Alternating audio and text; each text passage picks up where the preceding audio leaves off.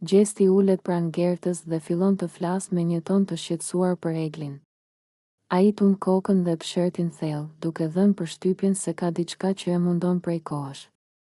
Gerta, unë nuk e kuptoj fare më Eglin.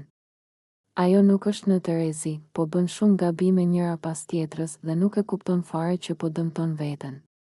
Gerta, e cila e dëgjon me vëmendje, ngre vetullat dhe pyet me kureshtje, çfarë do të thuash me këtë?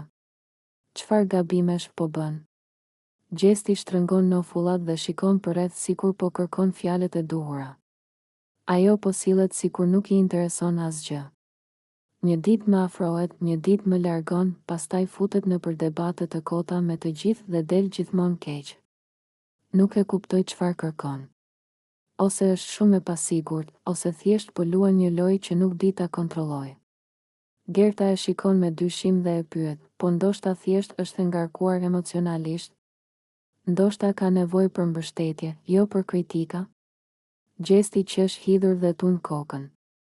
Unë jam përpjekur ta ndihmoj, e kam këshilluar, I kam thënë të mos përfshihet në konflikte të kota, por ajo nuk më dëgjon. Në vend që të kuptoj që e dua për të mirën e saj, më sulmon, më bën të ndihem sikur unë jam armiku I saj. Nuk mund ta ndihmoj dikë që nuk do të ndihmohet.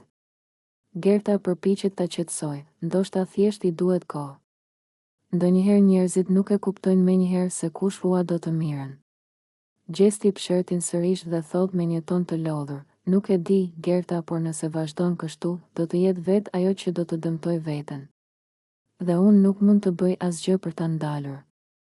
Biseda mes tyre vazhdon, por Gjesti duket I zhgënjur dhe I pavendosur për atë që duhet të bëj me Eglin.